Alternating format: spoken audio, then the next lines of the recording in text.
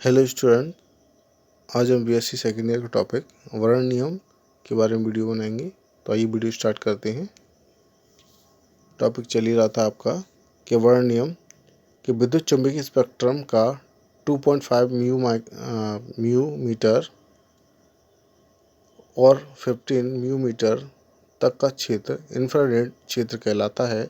इस क्षेत्र की विकिरणों में केवल इतनी ऊर्जा 1.0 से आपके 10 किलो कैलोरी प्रति मोल होती है कि वह एक ही ऊर्जा स्तर के विभिन्न कंपित ऊर्जा स्तरों में संक्रमण कर सके। अतः इंफ्रारेड विकिरणों के अवशोषण से कार्बोनिल या कार्बनिक अणुओं में एक ही इलेक्ट्रॉनिक स्तर के विभिन्न कंपित ऊर्जा स्तर V0, V1, V2 आदि में संक्रमण होता है। कार्बनिक अणु में जब कंपित संक्रमण होता है तो इसके साथ साथ घूर्णन संक्रमण भी होता है। इसी कारण इंफ्रारेड स्पेक्ट्रोस्कोपी को कंपित घूर्णन स्पेक्ट्रोस्कोपी कहते हैं।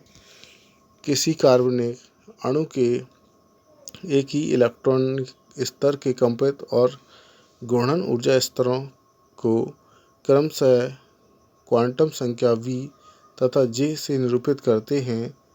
इन ऊर्जा स्तरों में संक्रमण वर्ण नियम के अनुसार, जिसके अनुसार एक ही इलेक्ट्रॉनिक स्तर के जिन घूर्णन और कंपित क्वांटम संख्याओं में केवल इकाई यूनिट का अंतर होता है, उन्हीं के बीच घूर्णन और कंपनिक संक्रमण अर्थात केवल V0 एरो V1 या V1 एरो V2 आदि तथा J0 से आपके J1 या J1 से J2 और J2 से J3 संक्रमण संभव होते हैं। अतः डेल्टा V इजिकल टू +-1 और डेल्टा J इजिकल टू +-1।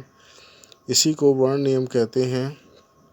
किसी स्पेक्ट्रम में प्रकट होने वाली रेखाओं या बैंडों की संख्या तथा इनकी तीव्रता ऊर्जा स्तरों की समष्टि तथा क्वांटित यांत्रिक वर्ण नियम द्वारा निर्धारित होती है।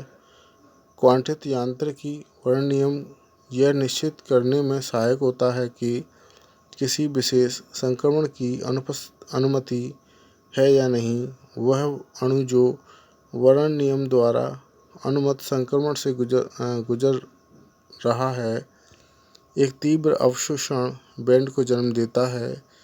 जिन संक्रमण की वर्ण नियम अनुमति नहीं देता है उन्हें वर्ण संक्रमण कहते हैं तथा वे क्षीण आकारों को उत्पन्न करते हैं। वर्ण नियम के अनुसार वे संक्रमण जिनमें चक्रण बहुता में परिवर्तन होता है अनुमन्य नहीं होता है। S इजिकल टू या S² एरो S1 और P1 संक्रमण तभी संभव हैं जब S1 P1 दशा में इलेक्ट्रॉनों के चक्रण +1/2 -1/2 हैं तो सिंगल स्टेट ट्रिपलेट अवस्था 3p संक्रमण संभव नहीं होता है। ये तो था आपका वर्ण नियम। अब इसके बाद देखिए, इसके बाद एक नेक्स्ट टॉपिक है आपका कि IR स्पेक्ट्रम की व्याख्या। तो देखिए इसमें कि IR स्पेक्ट्रम को मुख्य रूप से दो क्षेत्रों में विभाजित किया जा सकता है। 4000 से 1400 प्रति सेंटीमीटर तक का क्षेत्र क्रियात्मक समूह का क्षेत्र और 1400 से 600 सेंटीमीटर का क्षेत्र उंगली छाप क्षेत्र कहलाता है या फिंगर प्रिंटिंग क्षेत्र कहलाता है। क्रियात्मक समूह का क्षेत्र यौगिक में विशिष्ट क्रियात्मक समूह की उपस्थिति प्रकट करता है। IR स्पेक्ट्रम की व्याख्या करने के लिए कोई विशेष नियम नहीं है, किंतु कुछ सामान्य परीक्षण इसकी व्याख्या करने में लाभदायक हैं, जिसमें नंबर 1, हमेशा स्पेक्ट्रम के उच्च आवृत्ति या तरंग संख्या वाले छोर से प्रारंभ करना चाहिए तथा फिंगर प्रिंटिंग क्षेत्र को केवल संपुष्टि के लिए प्रयोग करना चाहिए। उदाहरण के लिए तरंग संख्या 1718 प्रति सेंटीमीटर तीव्र band carbon double bond oxygen की उपस्थिति प्रदर्शित करता है। यह बॉन्ड CHO आपके डबल बॉन्ड कार्बन के बीच में डबल बॉन्ड ऑक्सीजन और आपके COOH एस्टर या एमाइड हो सकता है।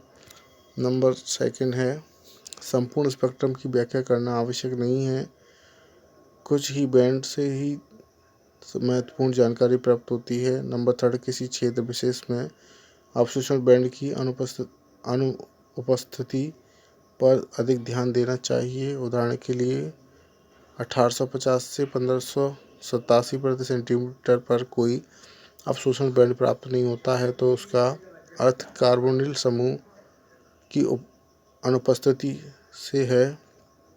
नंबर 4 किसी समूह की उपस्थिति में किसी अन्य समूह का अवशोषण बैंड विस्थापित हो सकता है। संयुग्मित हाइड्रोजन बंधन, एरोमेटिक वलय आदि अवशोषण बैंड के स्थान को विस्थापित कर देते हैं। उदाहरण के लिए अचक्रीय कीटोन अवशोषण बैंड 1725 से 1705 प्रति सेंटीमीटर पर प्रदर्शित करते हैं, किंतु एरोमेटिक कीटोन में यह तरंग संख्या 30 सेंटीमीटर या 30 प्रति सेंटीमीटर कम हो जाती है। एसीटोफिनोन अवशोषण बैंड 1690 प्रति सेंटीमीटर पर प्रदर्शित करता है। साइक्लोपेंटेनोन अवशोषण बैंड 1750 प्रति सेंटीमीटर पर प्रदर्शित करता है, जिससे यह प्रकट होता है कि रिंग साइज में कमी होने पर कार्बोनिल तनन कंपन की आवृत्ति बढ़ जाती है। एल्डिहाइड कार्बोनिल बैंड संगत कीटोन के कार्बोनिल बैंड की तुलना में 10 से 15 प्रति सेंटीमीटर अधिक तनन आवृत्ति पर प्रकट करते हैं। इसके अतिरिक्त ये कार्बन और हाइड्रोजन सिंगल बॉन्ड की तनन आवृत्ति 2800 प्रति सेंटीमीटर भी प्रकट करते हैं। एस्टरों में कार्बोनिल तनन आवृत्ति कीटोन की अपेक्षा अधिक होती है। यह आवृत्ति कीटोन समूह के साथ संयुग्म असंतृप्तता और वलय के आकार पर ही निर्भर करती है। ऑक्सीजन और हाइड्रोजन बंध या आपके एल्कोहल आदि युक्त यौगिक 3700 से 3200 प्रति सेंटीमीटर के बीच शिखर प्रदर्शित करते हैं। इस बैंड की स्थिति हाइड्रोजन बंधन की उपस्थिति और उसकी प्रबलता पर निर्भर करती है। उदाहरण के लिए वाष्प अवस्था में एथेनॉल, इस अवस्था में हाइड्रोजन बंध नहीं होते हैं। आपके 3700 प्रति सेंटीमीटर पर स्पष्ट बैंड प्रदर्शित करता है, जो कि मुक्त आपके OH समूह की उपस्थिति प्रकट करता है, किंतु जब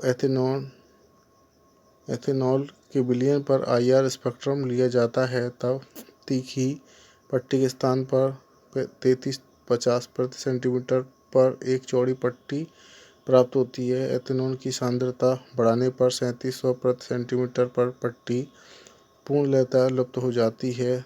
3350 प्रति सेंटीमीटर पर चौड़ी पट्टी हाइड्रोजन बंधित हाइड्रोक्सिल समूह की अभिलक्षणिक है। सांद्रता के परिवर्तन पर चौड़ी पट्टियों की तीव्रता में परिवर्तन होना अंतर आणविक हाइड्रोजन बंधन प्रदर्शित करता है।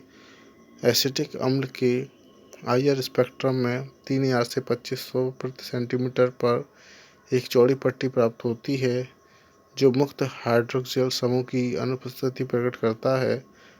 कार्बोक्सिलिक समूह में हाइड्रोक्सिल समूह प्रबल हाइड्रोजन बंधों से बंधित रहते हैं, जिसके परिणामस्वरूप डाइमेरिक रूप में पाए जाते हैं।